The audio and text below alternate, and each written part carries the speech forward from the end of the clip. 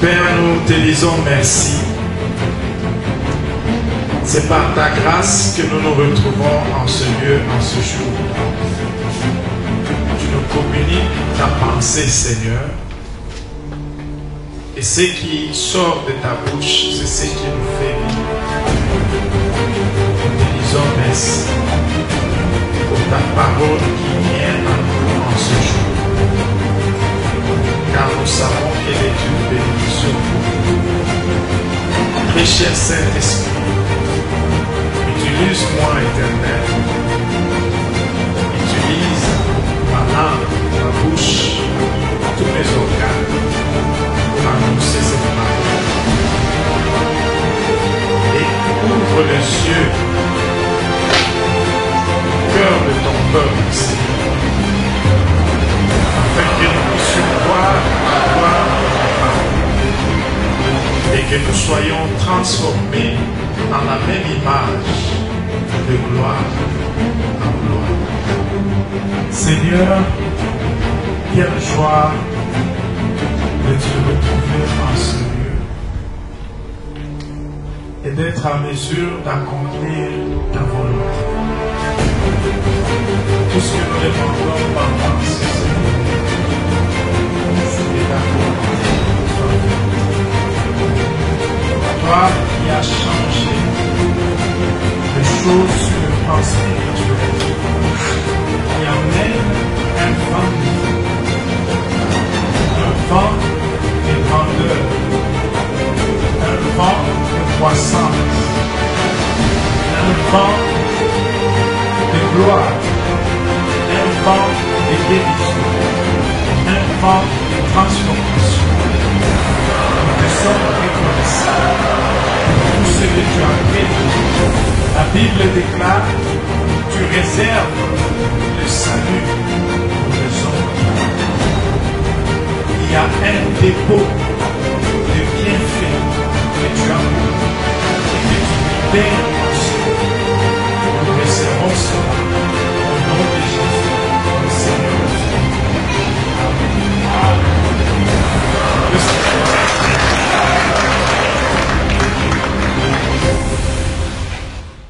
Amen. Amen. Donc, pour ceux qui étaient là dimanche, ceux qui étaient là mercredi, nous l'avons déjà entendu, mais aujourd'hui, officiellement, nous commençons notre séminaire avec le thème très important, une nouvelle saison arrive. Amen. Amen. Et que Dieu lui avait déjà soufflé, parlé de cela depuis qu'il était en Afrique du Sud. Et il le croyait peut-être, il ne savait pas que c'était pour nous. Il croyait peut-être que c'était pour sa famille, mais c'était pour sa famille spirituelle, son église, et nous sommes. Amen.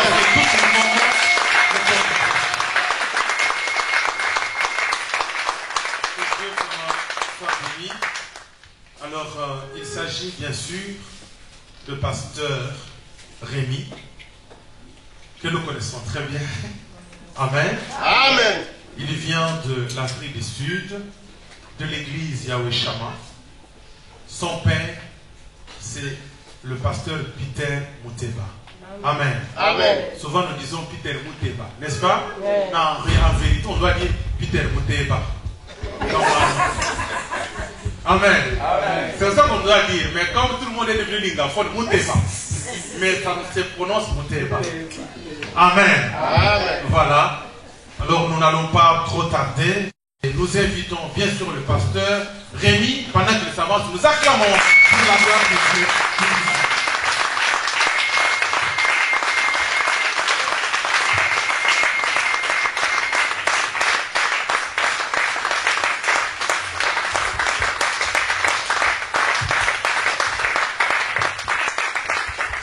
Merci beaucoup. Nous allons baisser nos têtes en prière. Seigneur, quelle joie de te retrouver en ce lieu et d'être en mesure d'accomplir ta volonté. Tout ce que nous demandons pendant ce séminaire, c'est que ta volonté soit faite.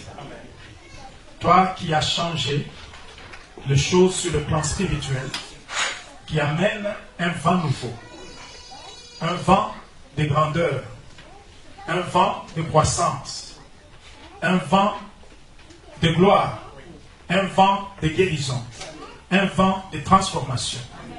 Nous te sommes reconnaissants pour tout ce que tu as prévu. La Bible déclare, tu réserves le salut pour les hommes droits. Il y a un dépôt de bienfaits que tu as pour nous et que tu libères en ce moment. Nous recevons cela au nom de Jésus, notre Seigneur et Sauveur. Amen. Amen. Amen. On peut s'asseoir. Que Dieu vous bénisse. Bien avant que je ne puisse entamer le premier message de notre séminaire,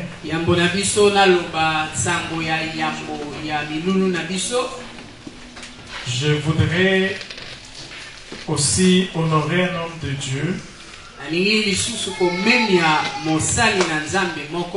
un frère. Je n'étais même pas sûr qu'il était ici. Mais c'est quand je suis arrivé que ma femme m'a dit, est-ce que tu sais que Pasteur Paty est là en Belgique, à Liège?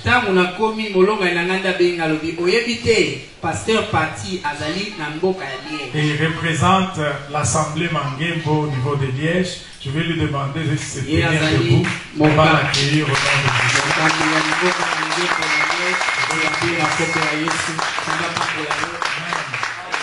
Le monde est petit et nous devons apprendre à faire du bien aux gens. Je ne savais pas qu'un jour on se verrait à Liège. Et je suis vraiment touché parce que dès que Pasteur Paty a appris de ce séminaire, il a dit, je veux me déranger.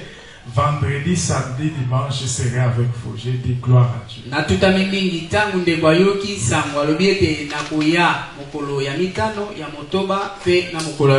Alors j'aimerais que tu puisses regarder ton voisin. Dites-lui, je vais beaucoup te parler aujourd'hui.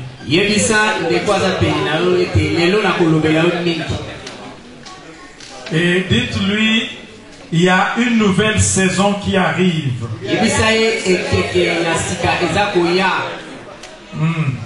Aujourd'hui, il y avait un grand soleil.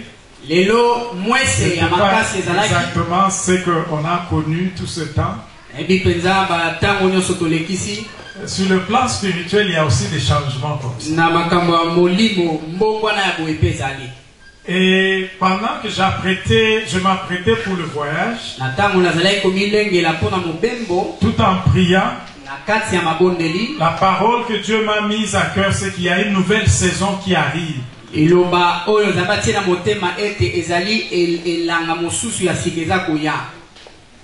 devons être préparés. Quand il fait froid ici, si aujourd'hui on savait que ce serait l'hiver, on ne serait pas habillé tel qu'on est là. Si on se comprend, on aurait pris tout ce que vous mettez ici pendant l'hiver. Vous ne serez pas en chemise manche courte. Vous n'aurez pas les habits, vous n'aurez pas de pagnes comme vous êtes là, parce que c'est l'hiver, la saison a changé.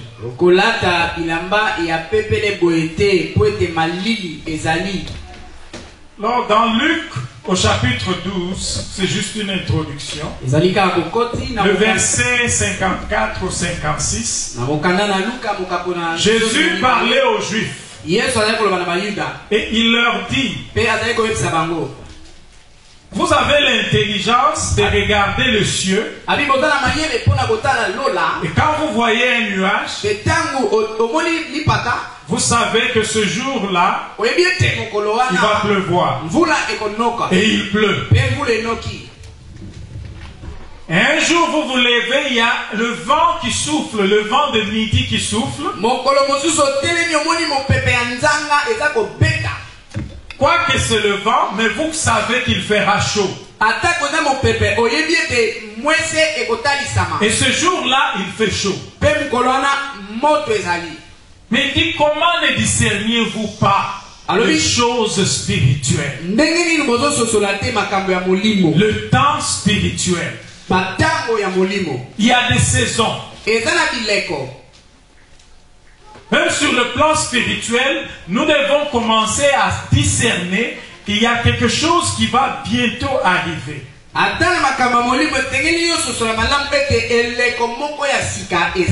C'est la façon dont Dieu a fait les choses. C'est que tout marche selon un cycle. Dites à votre voisin cycle.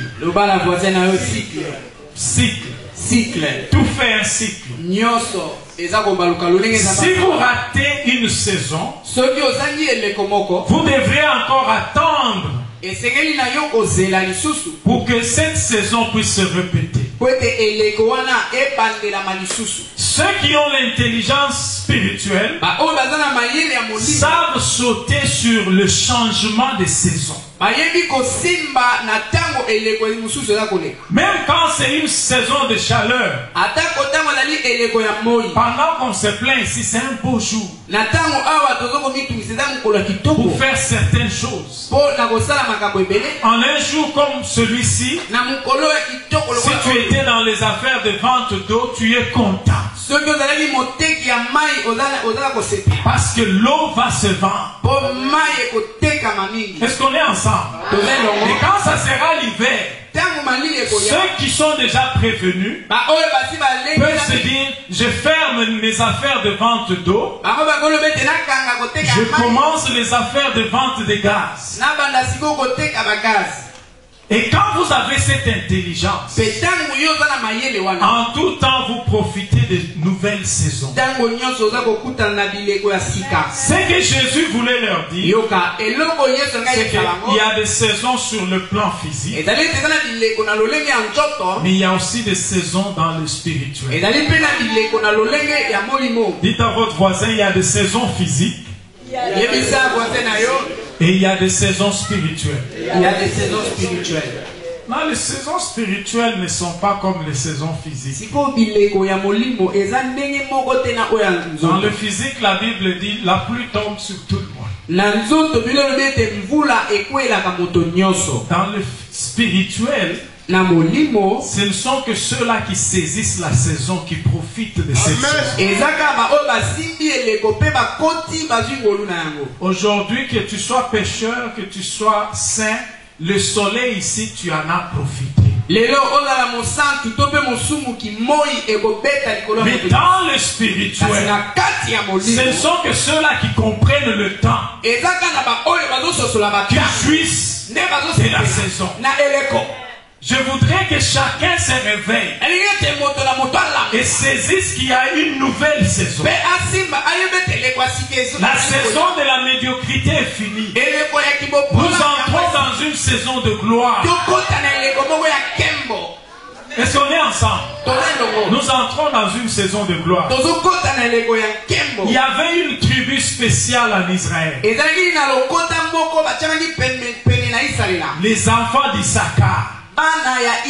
La Bible dit ils avaient l'intelligence des temps. Ils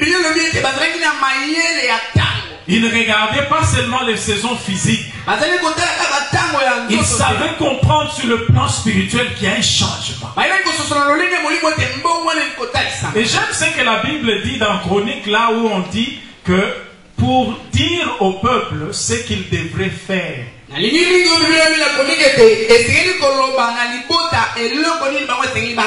Mon rôle, c'est de vous dire qu'il y a une saison. Mais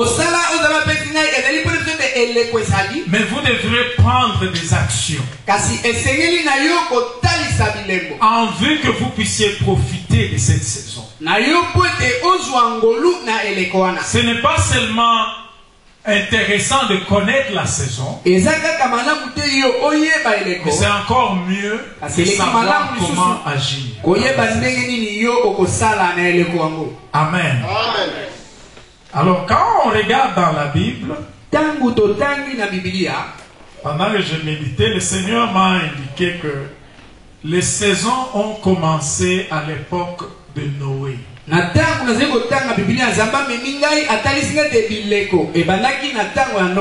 Avant Noé, il n'y avait pas de pluie sur terre. Il n'y avait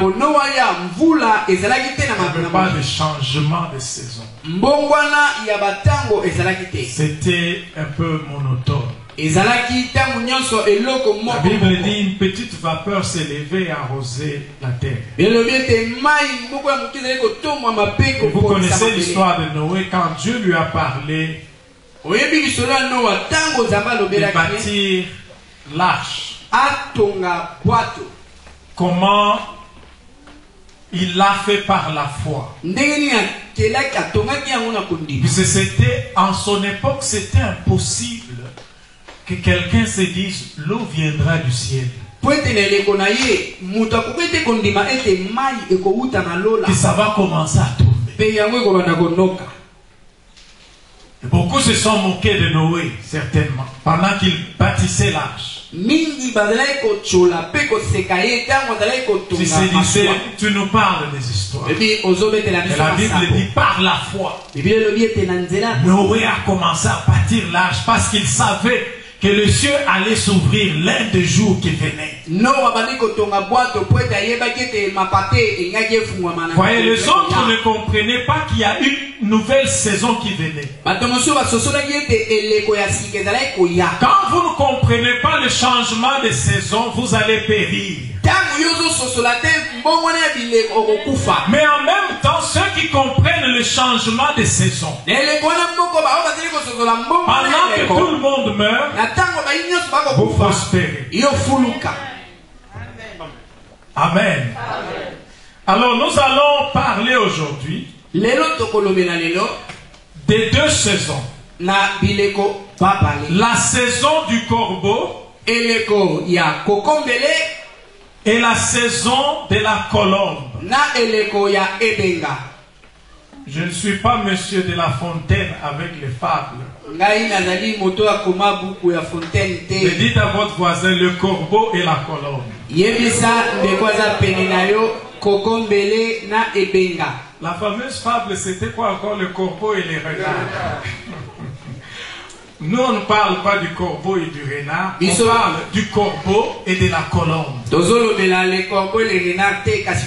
Alors, c'est important d'examiner Noé, puisque quand vous comprenez Noé, vous comprenez le changement de saison.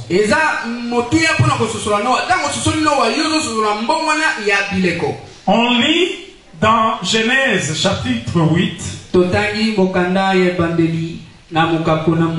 Puisque l'histoire de Noé nous enseigne non seulement l'entrée de saison physique, mais elle nous enseigne aussi les saisons spirituelles.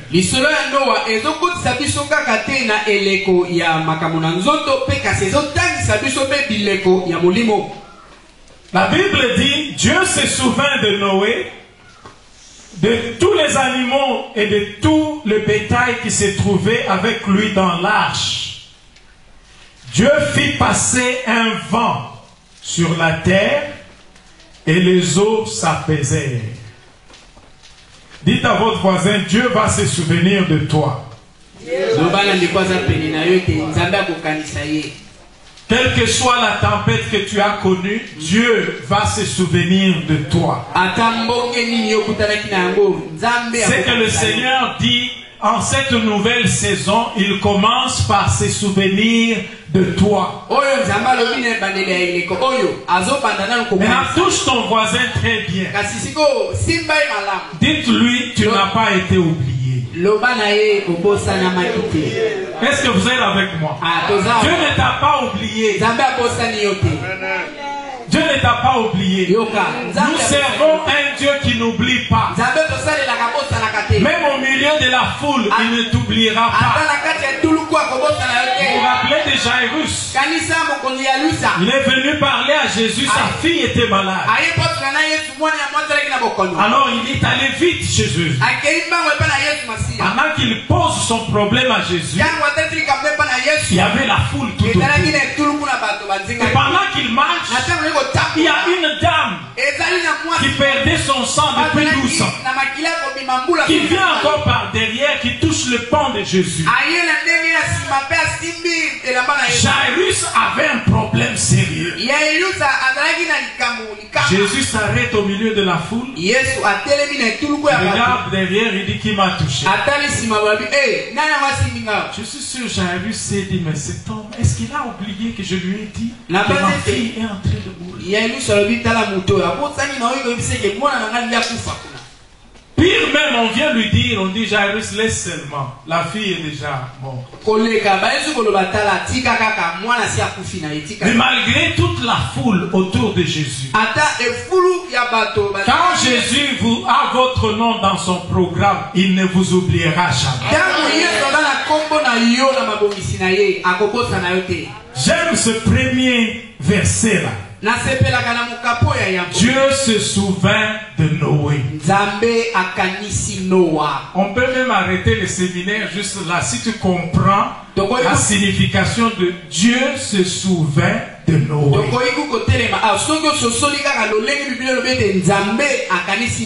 Quand Dieu se souviendra de toi,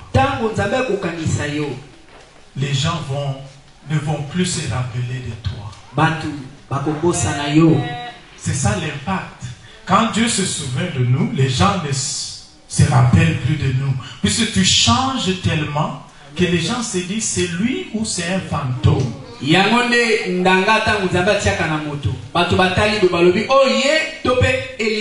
Dieu va se souvenir de toi, mon frère et ma soeur, ceux qui te connaissent à Liège vont commencer à se demander est-ce que ce n'est pas sa jumelle ou c'est elle? Mais tu vas dire c'est bien moi, c'est bien moi. Puisque Dieu va te bénir à un tel point que les gens seront étonnés.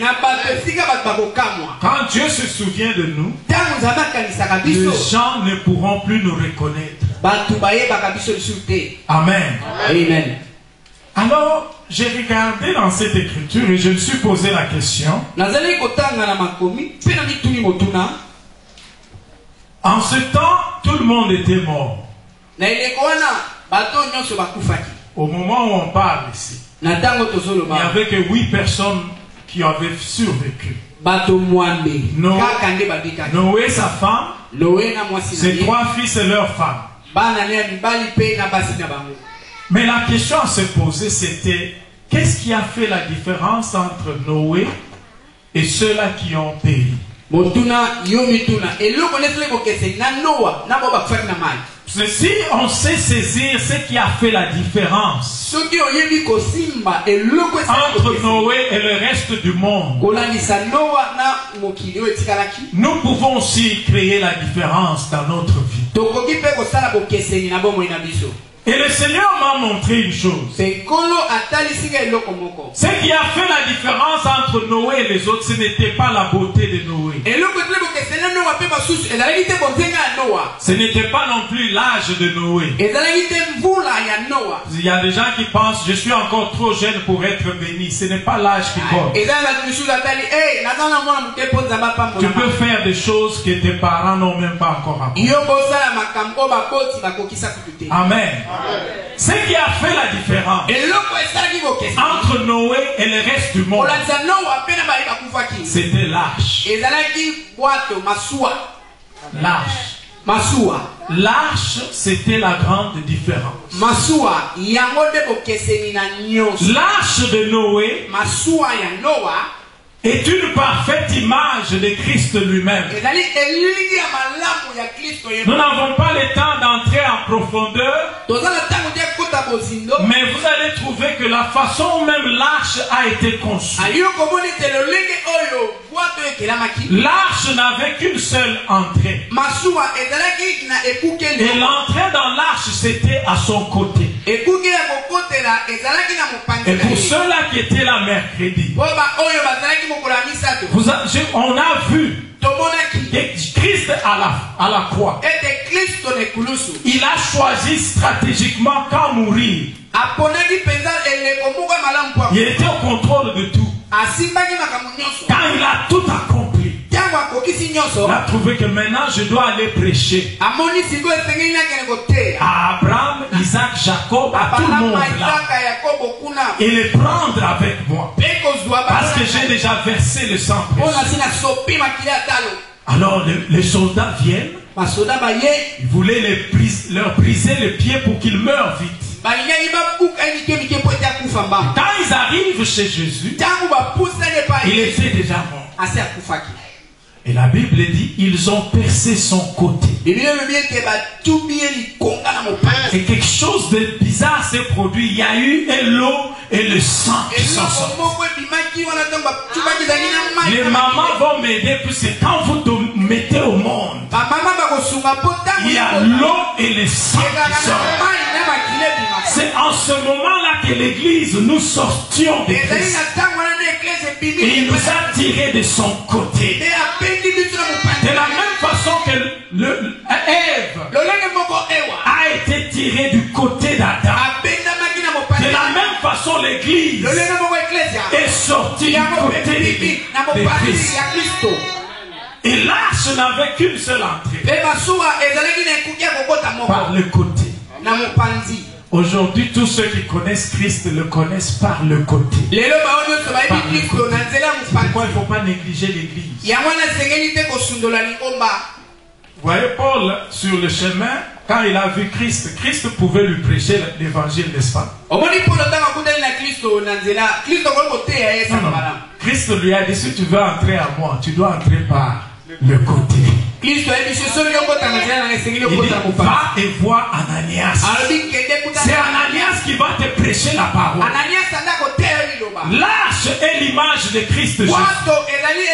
L'entrée dans l'arche, c'est seulement par le côté.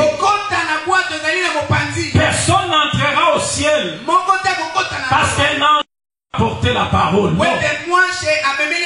La parole nous est donnée à nous, l'Église. Même si vous êtes dans un monde sophistiqué, comme la Belgique, où vous mangez la tomate quand vous voulez, une vérité demeure. Tu n'entreras dans l'arche que par le côté. Et l'Église, c'est le côté par lequel nous entrons dans l'arche. L'épouse de Christ. De la même façon que Ève était tirée. Quand on a percé le côté de Christ, l'eau et le sang sont sortis pour indiquer qu'il y aura naissance. À partir du côté. Chaque fois que quelqu'un donne sa vie au Christ dans l'Église, il entre dans l'arche par le côté. Demande à ton voisin, est-ce que tu es dans l'arche? Je ne parle pas de l'église, je parle de l'arche. Est-ce que tu es en Christ? Est-ce que tu es en Christ? Puisque ce qui a fait la différence entre Noé et le reste du monde, c'était l'arche. Jésus est la différence. En Belgique, Jésus est la différence. En Afrique du Sud, Jésus est la différence. Que personne ne te fasse voir que c'est démodé cette histoire d'aller à l'église. C'est comme ça qu'on a dit à Noé, ah, tu fais cette histoire qui n'a même pas de forme. Nous préférons rester dans nos belles maisons. Les maisons ne les ont pas aidés. Ce qui a fait la différence, c'est l'arche entre Noé et ceux qui ont péri. Amen. Est-ce que tu es dans l'arche? J'aimerais que tu touches ton voisin. Dites-lui, en quoi ou en qui te confies-tu? Vous voyez, certains se confient dans des hommes. Certains se confient dans des systèmes. Le système social. Nous nous confions en Christ Jésus. C'est celui qui fera la différence entre ceux qui périssent et ceux qui tiennent. C'est Jésus-Christ. C'est soit vous êtes dans l'arche et vous avez la vie, ou vous êtes au dehors et vous périssez. Leurs chevaux ne les ont pas aidés. Tu ne peux pas fuir contre la pluie. Leurs maisons ne les ont pas aidés. Leurs richesses ne les ont pas aidés. Il y en a qui se confient dans des diplômes. Ils parlent comme si le doctorat c'est ça la porte du ciel. Bien sûr, j'encourage aux gens d'étudier. J'ai aussi des diplômes. Mais j'ai compris une chose. Mes diplômes ne signifient rien sans Jésus-Christ. Puisque c'est l'arche qui crée la différence. Ce qui a créé la différence entre Noé et les autres. En somme, on dit certains se confient dans leurs chevaux. D'autres se confient dans leurs chariots. Mais nous nous confions en l'Éternel. Tu pouvais avoir une villa de 10 chambres à l'époque de Noé, ça n'allait pas t'aider. Il y en a qui pensent, quand ils ont maintenant 2-3 voitures, ils trouvent que non, cette église ce n'est plus pour nous, nous devons changer. Nous devons sortir. Tiens ton voisin, dis à ton voisin, reste dans l'arche. Reste dans l'arche. Amen. Et j'ai vu des gens. Vous connaissez frère Vicky. Il a commencé à Johannesburg. Chauffeur, taximan. Aujourd'hui où je parle, Vicky touche des millions de dollars. Et il n'est pas venu les chercher ici. En Afrique, millionnaire en dollars.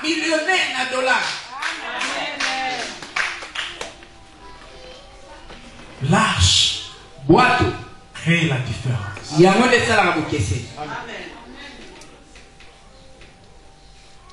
Que la technologie ne nous trompe pas.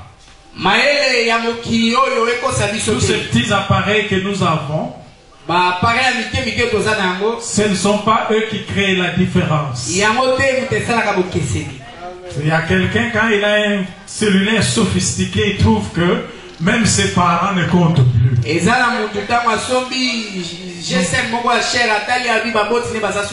La seule différence, c'est l'arche. Ceux qui vont tenir, c'est ceux qui sont dans l'arche. Même si c'est 8 et des milliers avaient péri, mais la différence était l'arche. Amen. Allez avec moi au verset 4. Je vous donne petit à petit ce qui s'est passé. La Bible dit le 7e mois, le 17e jour du mois, l'arche s'arrêta sur les montagnes d'Ararat. L'arche s'arrêta sur les montagnes. Dis à ton voisin, il y a un secret dans l'arche. Celui qui est dans l'arche, pasteur, même s'il a commencé dans la vallée, avant la pluie, il finira sur la montagne. Tu finiras sur la montagne. Quand tu as commencé, tout le monde te regardait comme ça. Mais quand tu finiras, tout le monde te regardera comme ça. Puisque quand tu es dans l'arche, tu peux avoir commencé par la vallée, mais tu finiras sur une montagne. Ce n'était pas en vain que Dieu avait choisi que l'arche puisse se reposer sur une montagne. Parce qu'il y a un principe. Quand tu es en Christ Jésus et que la tempête vient, si la tempête te trouve dans la vallée, elle doit te laisser sur la montagne. voisin, la tempête ne va pas t'enterrer. La tempête ne va pas t'enterrer. Non. Si j'ai commencé dans la vallée, je sais qu'après cette tempête, je suis sur la montagne. Tout le monde regardera comme ça. Tous ceux qui marchaient sur moi, ils vont être mon marchepied. Parce que je serai en haut et non pas en bas. La Bible dit je serai le premier et non pas le dernier. Pourquoi?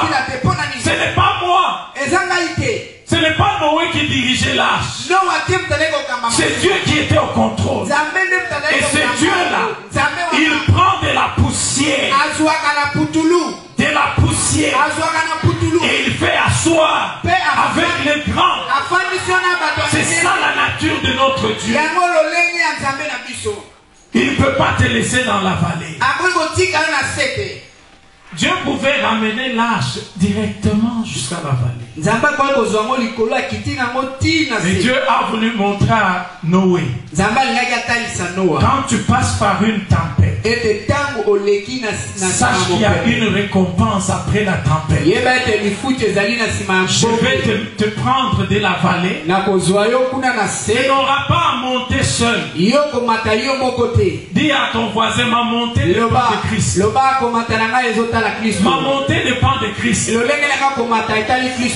Tu n'as pas à faire des efforts. C'est l'arche qui t'amène. C'est l'arche qui t'amène. Et c'est bien d'être dirigé par l'arche.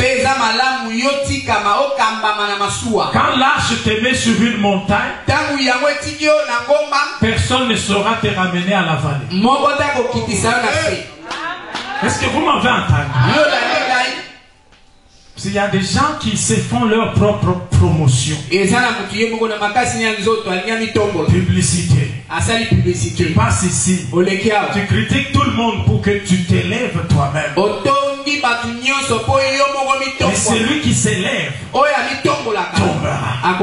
Mais quand l'arche t'amène à la montagne, personne ne peut te ramener à la montagne. Que Dieu t'élève. Dis à ton voisin, c'est la saison d'élévation. C'est la saison d'élévation. C'est la saison d'élévation.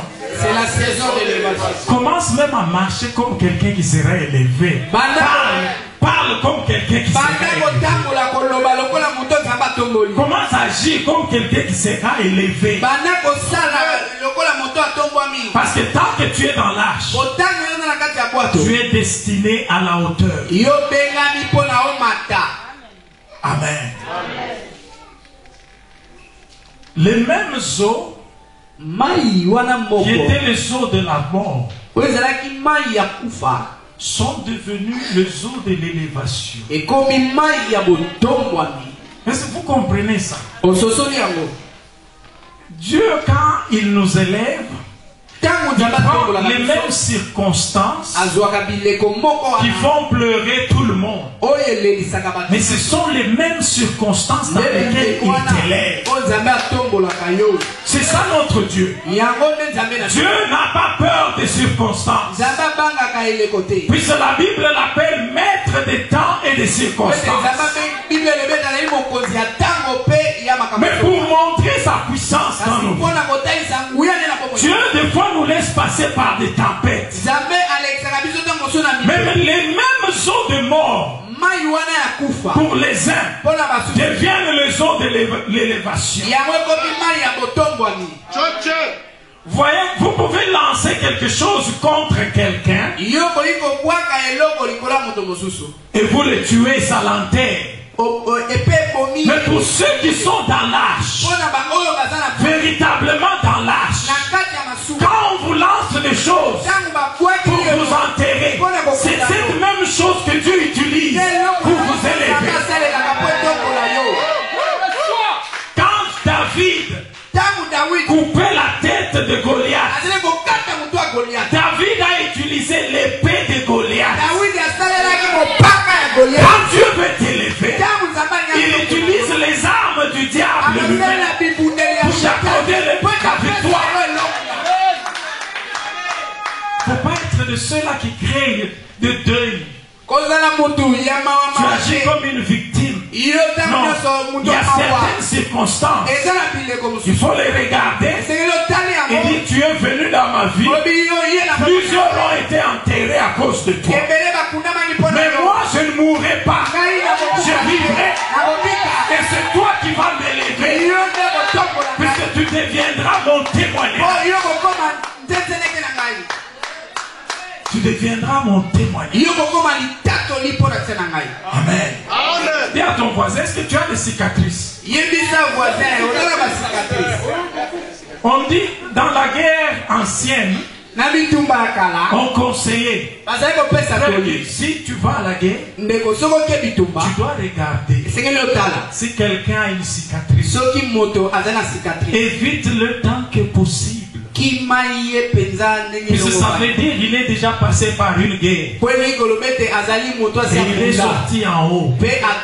Certains d'entre nous, nous sommes pleins de cicatrices. Christ lui-même a ses cicatrices. Et les diables, quand ils viennent, ils connaissent les chrétiens.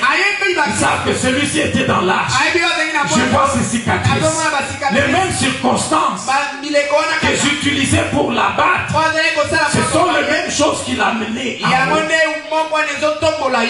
Je vois que certains ne sont pas encore convaincus. Vous connaissez l'histoire de Moïse. Moïse, il est né. Les parents l'ont caché. Il y avait un décret que chaque enfant mâle devrait être jeté dans l'eau du Nil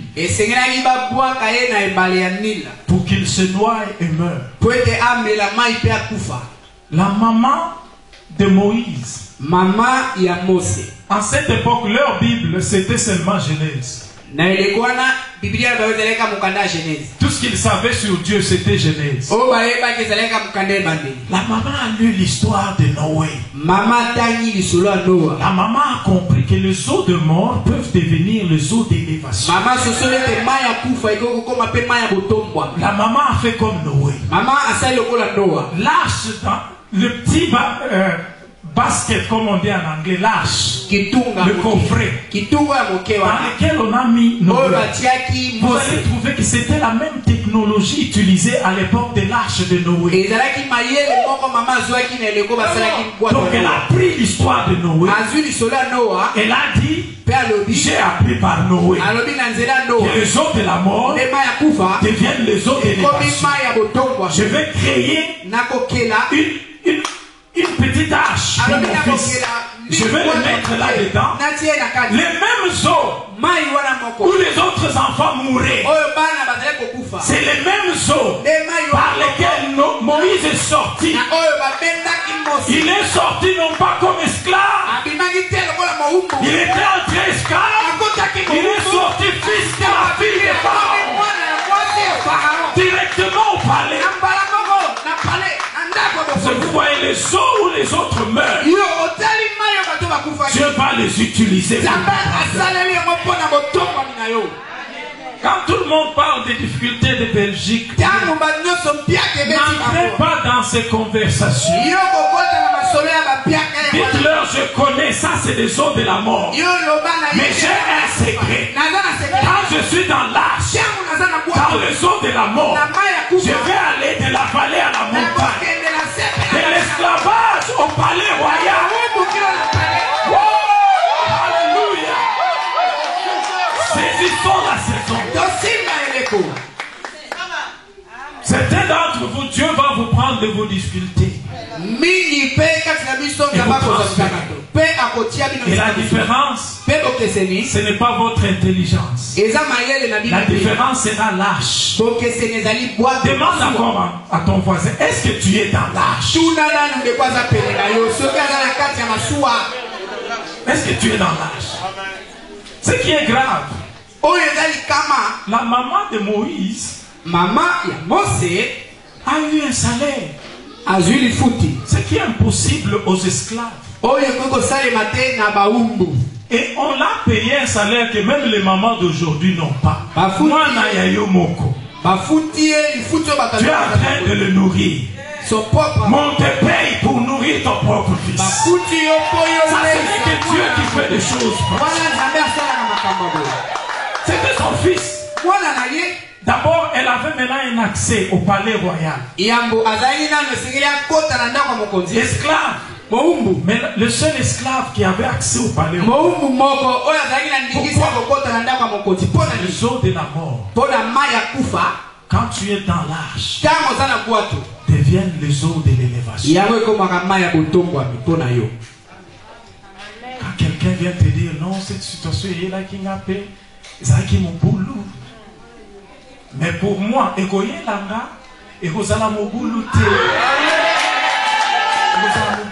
ça ne sera pas compliqué. Parce que je ne nage pas par ma propre force. Je suis dans l'arche. Je suis dans l'arche. Et l'arche, c'est qui? C'est Jésus. Amen. Amen. Alors, Noé fait quelque chose. Vous savez que dans l'arche, il n'y avait qu'une seule fenêtre.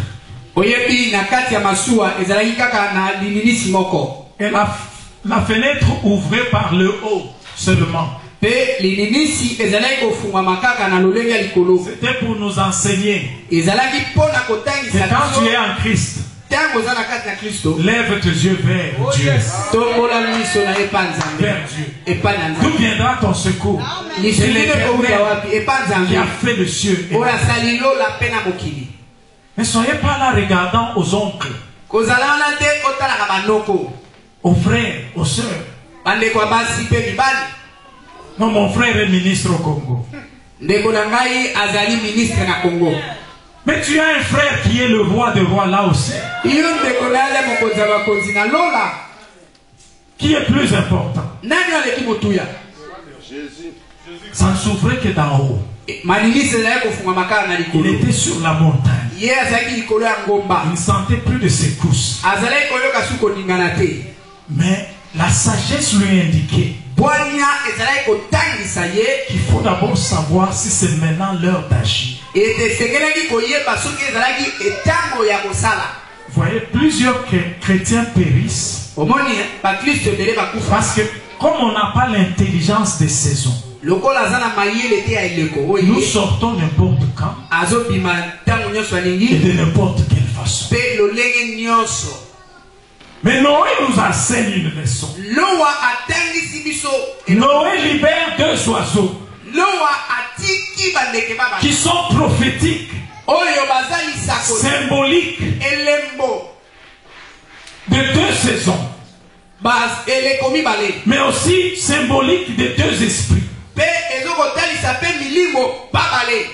Allons dans Genèse 8,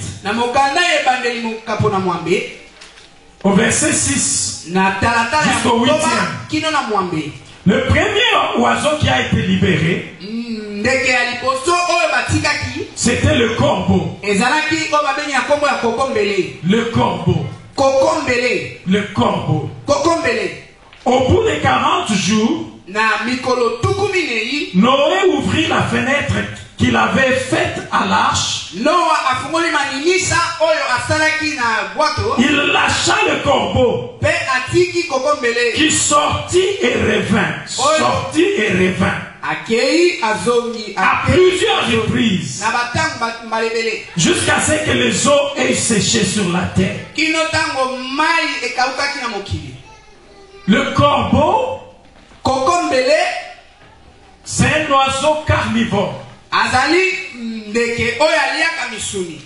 Et le corbeau aime spécialement la viande morte.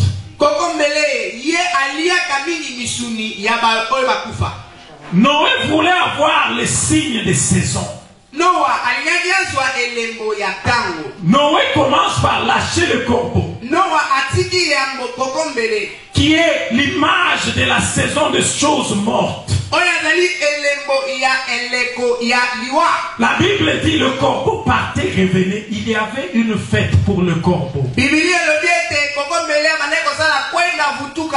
Le corbeau ne rentrait plus dans l'arche. On a envoyé le corbeau pour dire, est-ce que l'eau a séché ou pas, le corbeau partait et revenait. Chaque fois qu'il partait, il ramenait la viande morte. Le souvenir des choses mortes dans ta vie. Des choses qui ne marchent pas. Nuit et jour, tu t'inquiètes. C'est inquiétude. Tu n'arrives pas à dormir. Parce que tout ce que tu vois, ce sont des corbeaux qui partent et reviennent. Et c'est un mouvement spécifique. Parce que quand vous lisez dans Job, au chapitre 1, la Bible dit le Père était au ciel. Tous ses enfants sont venus. Et il y avait aussi le diable. Et le Seigneur regarde le diable. Il dit, d'où viens-tu? Il dit, je viens de la terre de me promener. La vraie traduction de cette écriture, c'est que je faisais de va-et-vient. Est-ce que vous comprenez ça? Le corbeau fait toujours de va-et-vient. De va-et-vient. Te rappelant les choses mortes. Quand le corbeau est sorti, pasteur, il s'est dit, ça fait des années. Je n'ai pas mangé comme je dois. J'ai l'opportunité maintenant de savourer la chair. Que l'âge reste. Je veux faire des va-et-vient. Va-et-vient. Et chaque fois qu'il part, il amène l'œil d'un mort. Il montre à Noé. Ça va ici dehors. Il y a plein de viande. Je ne vois que des cadavres. Des cadavres. Le problème, c'est que c'était une confusion. Noé savait qu'il y aurait des cadavres. Mais son problème, c'était de savoir si c'était sur la terre sèche ou sur l'eau. Le diable est le maître de la confusion. Chaque fois que tu prêtes l'oreille au discours du diable, c'est la confusion qui viendra dans ta vie. Puisqu'il continuera à faire des... Il t'amène le problème de la famille. Toutes les affaires qui circulent dans ta tête, c'est de penser les choses mortes. Le Seigneur dit cette saison finie aujourd'hui. Cesse de suivre le corbeau. Des relations mortes. Des carrières mortes. Un ministère mort. Et chaque fois qu'il vient, c'est pour t'annoncer la mort. Oh, ceci vient encore de mourir dans ta vie. Voilà tes finances. De mourir. Voilà telle autre chose. Chaque jour, c'était la nouvelle du nouveau cadavre qu'il a trouvé. La Bible dit il est parti jusqu'à ce que l'eau ait séché. Son problème, ce n'était pas d'apporter le message. Son problème, c'était d'apporter la confusion. Et il s'est rassuré que chaque fois qu'il partait, il devrait revenir avec la viande montrée à Noé. Et j'ai eu un autre. Je viens d'avoir ton enfant. Je viens d'avoir ta femme. Je viens d'avoir tes finances. Je viens d'avoir ta santé. Mais la saison du corbeau vient de finir. Il y a une nouvelle saison qui arrive. La Bible dit, au verset qui suit, oui, il lâcha aussi la colombe pour voir si les eaux baissaient sur la surface du sol. Il faut tourner le dos à la confusion du corbeau. Est-ce qu'on me suit? Amen. Il y a des endroits, pasteur, où on a exalté le corbeau. Partout, on voit les démons partout. On ne sait pas montrer aux gens l'œuvre de la croix. Je te dis, il y a des démons au coin. Il y a des démons de la rue. J'étais étonné qu'il y a même des démons dans des béliers. Vous entrez dans un restaurant, au lieu de savourer la nourriture, on commence à chasser les démons. Quel démon sort? Celui-ci sort, celui-là sort. Laisse-moi te dire, quand le corbeau est sorti de l'arche, il ne retourne plus.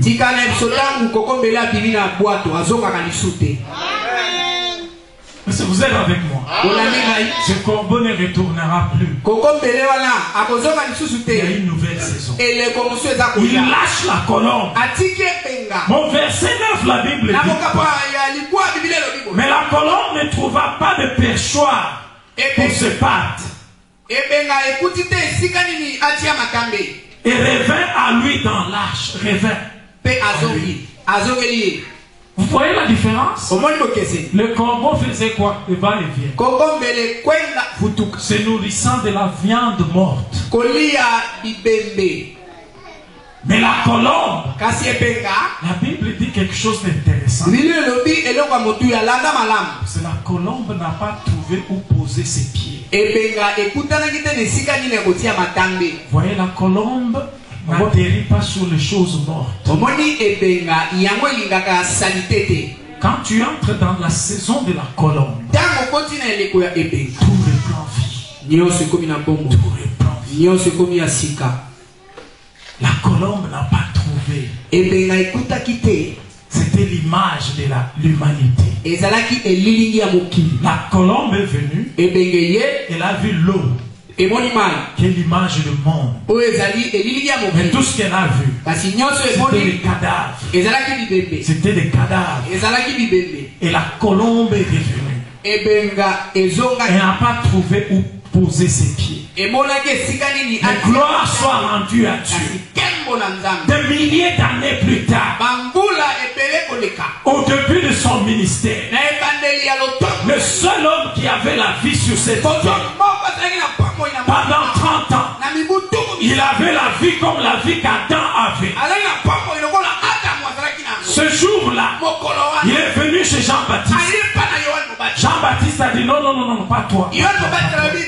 C'est moi qui vais te baptiser. Jésus tentait de lui dire, tu ne comprends pas. On doit faire quelque chose.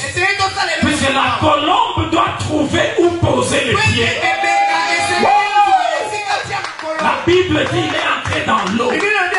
Quand il sortait de l'eau, pour la première fois, la colombe a vu un corps qui sort de l'eau, mais qui a la vie en lui. La Bible dit, la colombe est descendue sur Jésus.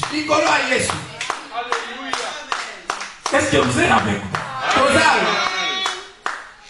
Parce que la colombe devrait trouver où se reposer. La colombe est venue se poser sur Christ.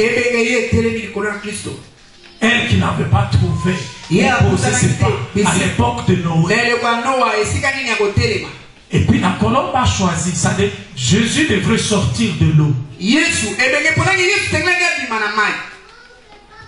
Tous les corps que la colombe avait vus à l'époque de Noé, sortant de l'eau, il n'y avait point de vie. Mais pour la première fois dans l'histoire de l'humanité, la colombe est venue dans l'eau. Elle a vu un corps qui sort. Mais elle a réalisé qu'il y a la vie dans ce corps. La vie n'est qu'en Jésus-Christ. En Jésus-Christ. C'est pourquoi la colombe n'a pas hésité de se poser. Amen. Amen. La colombe a trouvé où se poser. En Christ Jésus. La Bible dit qu'il était rempli de la plénitude de la divinité. Il était rempli du Saint-Esprit. L'Esprit le conduisait. Et par cette puissance, il guérissait les malades. Il ressuscitait les malades. Qu'est-ce qu'il y a de difficile à Jésus? Il est le seul sur qui la colombe a reposé. La colombe qui n'avait pas trouvé de place. La Bible continue. La Bible dit, Noé tendit la main à la colombe, verset 9.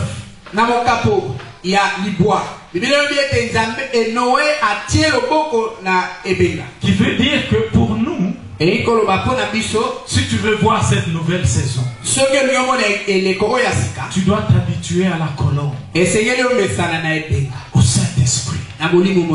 Il y a des temps quand la tempête souffle, quand la pluie vient, quand le déluge vient, passe le temps ensemble avec la colombe. Ne cherche pas à te justifier dans des maisons. Passe le temps avec la colombe. Puisque la vie est dans la colombe. Amen. La Bible continue en disant, il attendit encore 7 autres jours. Il lâcha de nouveau la colombe hors de l'arche. Quand la colombe est venue la première fois, le corbeau ne faisait que de va-et-vient. Mais l'attention de Noé était sur la colombe. Tu dois être branché sur le Saint-Esprit. Suivre ce qu'il dit. Il y a des moments quand la tempête vient. Avec ma femme, nous évitons même trop de visites. C'est des fois quand tu fais trop de visites, tu es tenté à dévoiler tes problèmes. Mais c'est pendant ce temps que je vais vers la colombe. Comme au jour où j'étais opéré, j'ai perdu le poids jusqu'à arriver à 49 kilos. Les médicaments que je prenais, mon corps l'a rejeté. J'ai communié avec la colombe. J'ai dit, très cher Saint-Esprit, si tu me donnes une autre opportunité d'être vivant sur cette terre des hommes, je vais annoncer cette parole sans limite. Et ça ne me dérange pas si c'est une personne ou j'ai 1000 personnes au devant de moi. Parce que je sais que j'avais causé avec la colombe. Et il est le Dieu de la seconde chance. Il a passé 7 jours. Et il y a un secret dans ça. Vous savez, la colombe avait trouvé l'endroit sur Christ. Que Christ est mort. Le jour de la Pâque. Il a fait 3 jours dans la tombe. Il est ressuscité. La Bible dit qu'il a passé 40 jours. Pour la première fois, au 40e jour, il a dit aux disciples, ne sortez pas. La saison est stratégique. Enfermez-vous dans la chambre haute. Pourquoi? Parce que la seule personne qui avait la colombe devrait maintenant aller au ciel. Mais la colombe devait venir au 50e jour. Pour la première fois, la Trinité s'est réunie comme avant la fondation.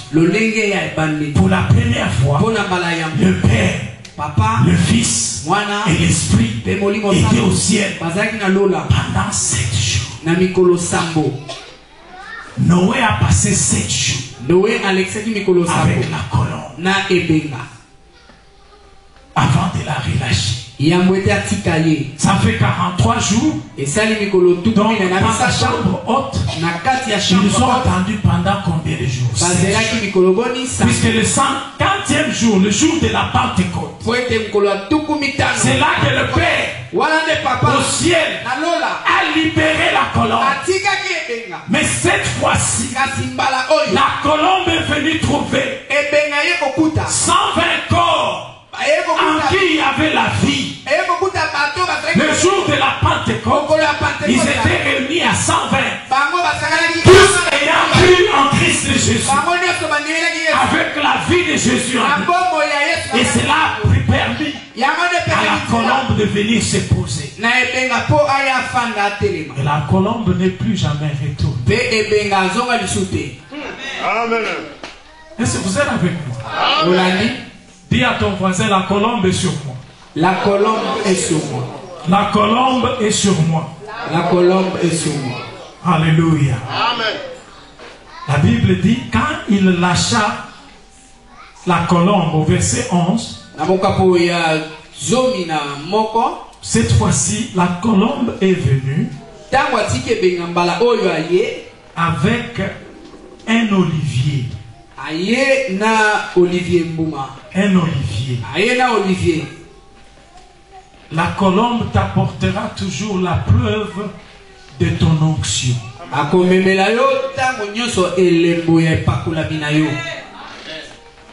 Vous voyez, pendant ce déluge, Noé avait tout perdu. Noé a perdu sa maison. Noé a perdu ses bétails. Noé a perdu sa richesse. Mais il y a une chose que tu ne perdras pas.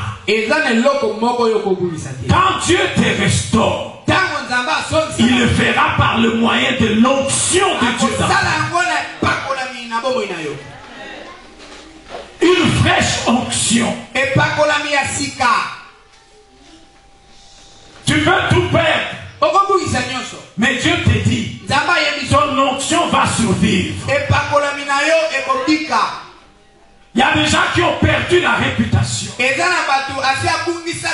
le diable ne saura pas nous arracher l'onction de Dieu. Le diable peut prendre mes habits, ma voiture, mon travail. Il ne prendra jamais mon onction. Puisque de tout ce qu'il y avait sur la terre, l'olivier a résisté. Et la colombe est venue montrer que ton onction est encore agissante. Je suis venu dire à quelqu'un dans cette assemblée, ton onction est encore agissante. On a pris ta réputation. Tout Liège sait que tu es un mauvais. Les gens te prennent au ridicule. Ils ne t'arracheront pas ton onction. Puisque l'olivier va survivre. La tempête ne renversera pas l'olivier. Et la colombe amène toujours la nouvelle que ton onction est encore agissante. Pourquoi? Parce qu'avec l'onction, j'ai pris tout. Dans Philippiens, Paul dit, j'ai pris tout par Christ. Christ, ce n'est pas le deuxième nom, le prénom de Jésus. Moi, je suis Kumakamba Ndambo. Christ, ce n'est pas oh Jésus-Christ, Christ poste-nom. Non. Quand on dit Jésus-Christ, Christ signifie le oint de Dieu et son onction. Paul a compris le secret. On peut tout me prendre. Mais tant que j'ai mon onction, j'ai pris tout par l'onction qui me fortifie. La seule chose que tu as protégée, c'est ton cœur. Car c'est là que réside ton onction. L'ennemi fera tout pour mettre l'amertume dans ton cœur, pour troubler ton onction. Mais les hommes qui voient la saison de la colombe, ils savent que quand la colombe est sortie, la colombe va m'amener la preuve que mon onction n'a pas été prise. On peut tout me prendre. Tant que j'ai l'onction, je vais le prendre. La Bible dit, si l'esprit qui a relevé Christ d'entre les morts habite en vous, ce même esprit rendra la vie à vos corps mortels qui prennent tout. Tant que l'onction est là, la maladie partira. Tant que l'onction est là, la pauvreté partira. Pourquoi? Parce que l'onction brise le joug et ôte le fardeau. L'onction ne va pas aller vendre ton onction. Ne va pas aller vendre ton onction. Et David avait compris ce secret même contre Saül. David a dit Saül agit comme un fou. Si je le tue, ce n'est pas lui que j'attaque, c'est l'onction que j'attaque. Alors pour que je ne sois pas tapé en retour, je ne vais pas toucher cet homme. Moi, Dieu conseille aux gens, ne touchez pas à mes voix. Dieu dit pardon, vous ne comprenez pas. Ce n'est pas eux qui vont se défendre. L'onction va se défendre. Dans tes troubles, tu n'as pas à te défendre. Laisse que ton onction parte. Et des fois, quand il y a une attaque sur ma vie, je sais que c'est une indication qu'il y a une nouvelle onction que Dieu veut mettre sur moi. Et je me retire, que la tempête vienne. Je reste dans l'arche, communiant avec la colombe. Au lieu de passer ton temps toujours parlant aux voisins, passe le temps à communier avec la colombe.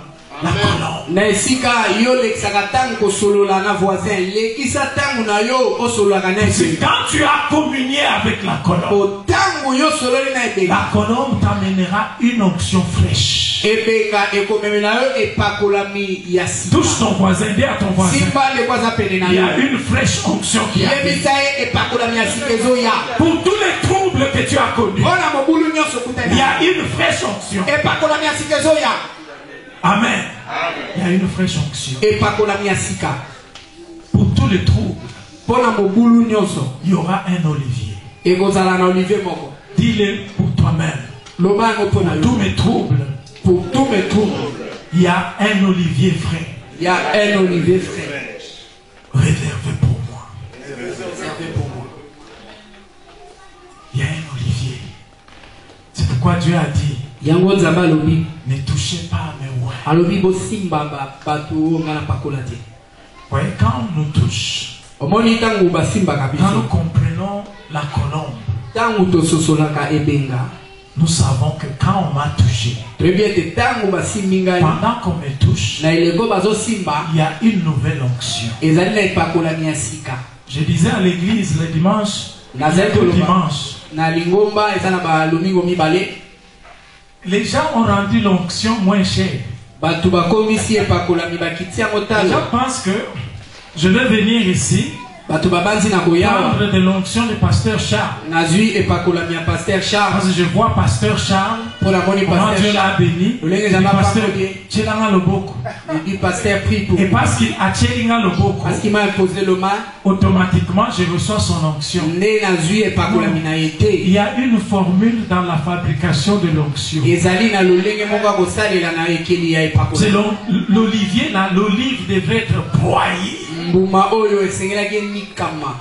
La fraîche onction ne sort que du déluge. Si tu veux connaître mon onction, si tu veux avoir mon onction, passe par mon déluge.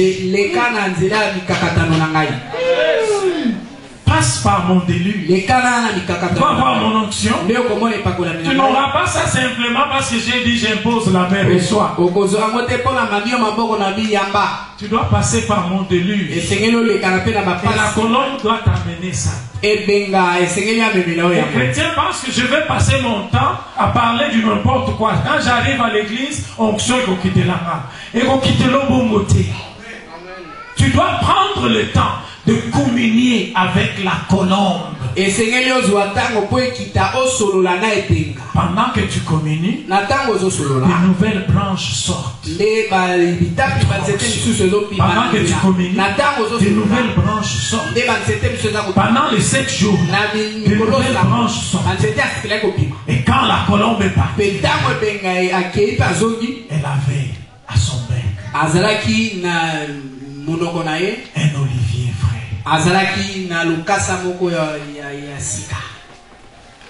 Je n'ai pas à vous dire ce que j'ai connu dans la vie. Mon onction va parler. Et ce séminaire sera le témoignage de cette onction. Vous avez déjà passé des jours où vous allez sous les lits cherchant les saints pour en faire 1 euro. Ok, luka nase ambetu nase abakiti ozoluka ndaku mobimba oluka ba 5 poko sera 1 euro pa ba. Déjà fait le système de bouteilles. Aussi au sala déjà système ya milangi. Qui connaît le système de bouteilles? Nani yebi système ya milangi. Tu n'as pas d'argent. Tout ce que tu as, ce sont les bouteilles. Pour avoir une autre bouteille avec quelque chose à boire, il faut amener les bouteilles. Nous avons fait ça. Un jour, on m'a fermé l'immeuble, l'appartement, pendant les examens. Et on m'a fermé cela stratégiquement. Frère Guillaume me ferme ça lundi. Je passe mardi, mercredi, jeudi, vendredi, dormant à l'église. Et malheureusement, à l'église, il n'y avait pas de douche. Je devrais leur supplier le lundi là quand ils ont fermé. Je suis allé leur dire, excusez-moi, vous avez fermé, vous allez fermer. Amenez une sentinelle. J'entre dans l'appartement pour prendre mes livres. Je dois étudier. Le but c'est étudier.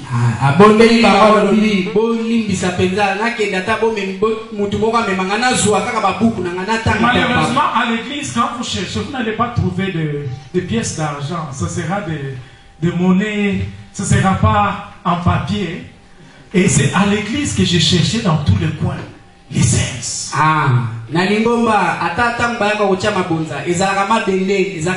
Pour qu'on se nourrisse pendant cette semaine. Pendant que je faisais les examens. Et je n'avais dit à personne. Prière d'intercession, j'étais là. Tous les programmes de l'église, j'étais là. Vers la fin de la semaine, je devenais un peu stratégique. Il fallait laisser un peu 2000 coudées entre moi et ceux qui étaient là. C'est le système. Parce que je sentais que le parfum, maintenant, ça, les gens commencent.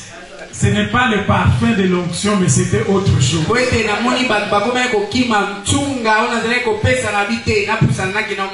Et curieusement, on me demande dimanche, frère Rémi, tu vas prêcher. Ok. Bon, d'abord, qu'est-ce que je vais mettre? Je n'avais que la tenue là qu'on avait vue du lundi à samedi. Mais cette nuit-là, j'ai prié pendant que j'étais dans cet état.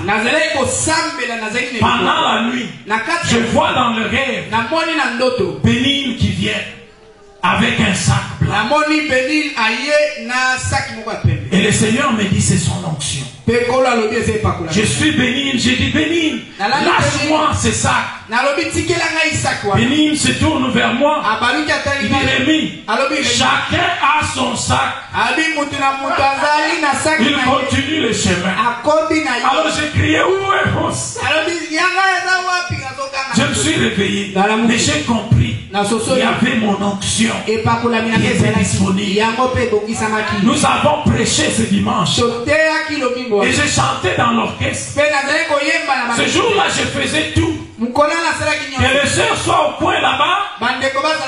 Je faisais comme si j'étais tellement concentré dans la prière. J'étais au point. Et les sœurs pensaient, aujourd'hui, Rémi, quelque chose lui arrive. C'était stratégique. À la fin de ce semestre, j'ai fait distinction dans tous mes cours. On ne donne jamais la bourse aux étrangers en Afrique du Sud. Mais à cause de ça, le doyen de la faculté a dit, quel est cet homme? Il dit, si tu étais sud-africain, on aurait payé le reste de tes études jusqu'au master si tu voulais faire le master. Mais comme tu n'es pas sud-africain, on te donne 500 rênes. Ces 500 rênes étaient assez à l'époque pour payer les cours du semestre qui suit.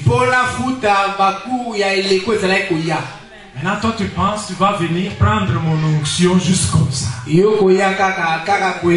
Ça ne pas comme ça. C'est dans la communion avec la colombe. Quel que soit votre milieu occupé, prenons le temps de communier avec la colombe. Ce n'est plus la saison du corbeau. C'est la saison de la colombe. Ce n'est que quand vous avez marché avec la colombe, que la colombe vous a donné la preuve de l'onction, que la voix de Dieu se fait entendre. Pour dire, maintenant tu peux sortir.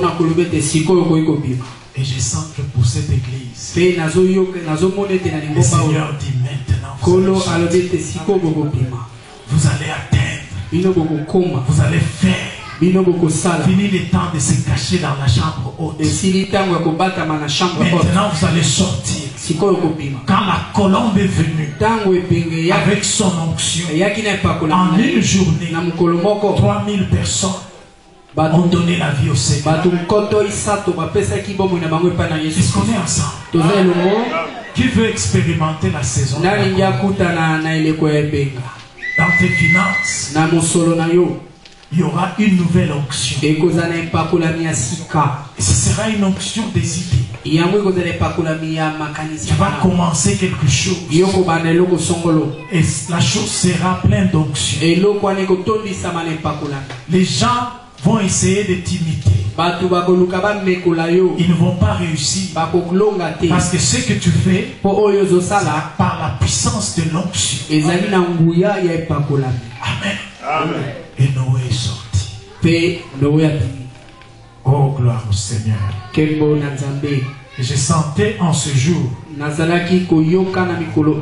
qu'il y a renouvellement de l'onction. J'ai voulu résister à cela. Mais le Seigneur a dit, il veut renouveler l'onction de Dieu. Certains se sentent secs. Vous savez, tellement les déluges est venu. Les vagues vous ont affecté, vague après vague. Et vous vous sentez fatigué. Paul dit, j'ai pris tout par l'onction qui me fortifie. Notre force ne vient pas de nos oncles. Même si mon frère devenait président de la République, ma force ne vient pas de lui. Ma force vient de l'huile sainte que Dieu a réservé pour moi. Pour plusieurs ici, il y a une fraîche onction qui va venir sur vous. Certains vont connaître des guérisons dans leur corps. Certains vont connaître de l'avancement dans les études, dans le travail, la promotion, où les gens vont t'observer, qui t'observaient tout ce temps. Et maintenant que tu entres avec la colombe et l'onction, on va dire, c'est toi qu'on va promouvoir. Qui sent cela ici? Il y a un vent dans l'esprit. Ce message, c'est un message prophétique. Il y a un vent. Christ nous dit, il faut qu'on sache ce genre de vent. Il y aura des témoignages. Mettez cela sur Facebook, sur YouTube, que je vois. Parce que Dieu va faire des choses. Mais la clé qu'il va utiliser, c'est le renouvellement de votre onction. Et si vous comprenez, il y a une nouvelle onction qui est réservée. Nous allons nous tenir debout. Nous avons ici l'huile d'olive. Je vais prier sur cette huile. Et j'aimerais que tout celui qui sent que la colombe est en train de t'amener la preuve d'un renouvellement de ton onction. Tu vas plonger tes mains ici et imposer cela sur toi-même. Tout en déclarant qu'il y a une nouvelle énergie. Vous savez, des fois le diable peut vous acculer, ou vous ne savez plus prier. Vous n'avez même plus la force d'intercéder pour vous-même. Les signes que Dieu te donnera, que la saison a commencé, il y aura une nouvelle force. Commencez à prier. Une nouvelle force pour commencer à faire les choses que tu ne faisais pas. Dieu renouvelle l'onction. La colombe t'amène une fraîche huile. Amen. Est-ce qu'on peut nous conduire dans un temps profond d'adoration? Et tout le monde, on se plonge dans la communion avec le Saint-Esprit.